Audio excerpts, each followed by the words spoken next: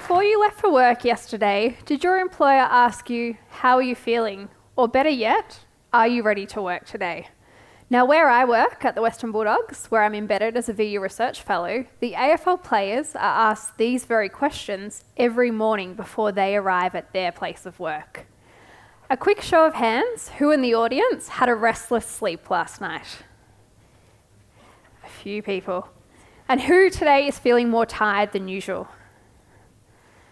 So if you put your hand up in the audience and you are a player at the Western Bulldogs Football Club, chances are you may have your training session or workday modified, or you may even be removed from work entirely.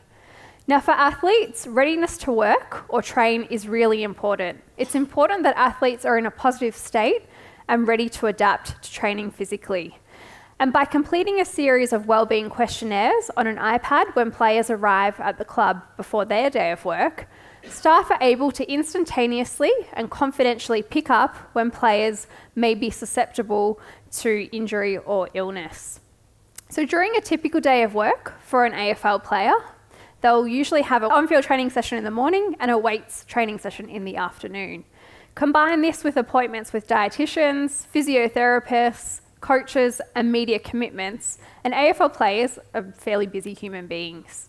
So they typically complete around 30 hours of training a week. As a researcher at Victoria University, I'm really interested in the question if athletes are ready to train. And we have a number of PhD students, honours students and undergraduate students who are helping to answer this question. When is an athlete ready to train, and when are they ready for their next work stimulus? Now, during training sessions, on-field training sessions, AFL players are filmed by cameras that are located around the training oval at Whitten Oval. And these cameras film players during different drills and the amount of kicks and handballs and tackles that they perform. And from this vision, these kicks, handballs and tackles are manually coded by VU students. This allows us to gain a really good insight into what players are doing skill-wise during training drills, but it's a really manual, time-consuming process. So to overcome this, a VU Western Bulldogs student, Emily Cast, is currently working on automatically detecting the number of kicks that players are performing. So using this small wearable sensor, it's mounted on the ankle, and if you've ever competed in a corporate triathlon or a running event and you've worn an ankle monitor, that's how it's affixed to a player's ankle. And this small wearable sensor can detect the force of a kick. And using machine learning algorithms, we're able to then classify the type of kick that players are performing and the number of kicks. And this is really important information for us when prescribing an athlete's training load or training volume across a week. So we might be able to break drills up based on the number of kicks that players are performing. And if a player is returning from injury, we might be able to stimulate the number of kicks that players are typically performing during a hard session, or we can distribute these across a training session as well. Now, probably the most common wearable sensor in Australian football is a GPS device, or a global positioning system device. And as Rob mentioned earlier, these devices are worn on the back of players' shoulders in a small pocket during training and matches. And if you're an AFL supporter, you may have downloaded the AFL app and seen the Telstra tracker. And during games, you can see how much distance players cover that is captured from this device, and the top speed that players are performing as well. And this information is semi-interesting, but what we're more interested in at the Western Bulldogs is analysing this GPS data as a continuous time signal. And from that continuous time signal, we're able to break this data into discrete sections using time series analysis, which is another machine learning algorithm. So from this data, we can see where players are performing really hard, intense periods of activity. And this might be helpful in allowing us to decide when an athlete should maybe have a rest on the bench, or maybe for prescribing future training load as well.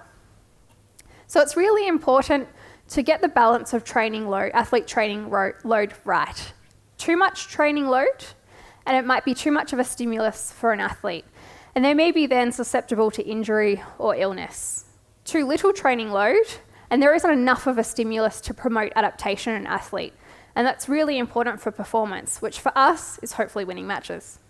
Now, information on an athlete's training load helps prescribe their availability for the next training session. And decisions on athlete training availability are often required to be made very quickly, and usually by a collective team of people. And often all the data captured from these wearable sensors and wellbeing questionnaires that athletes fill out before they start training is hard to combine in one centralised place.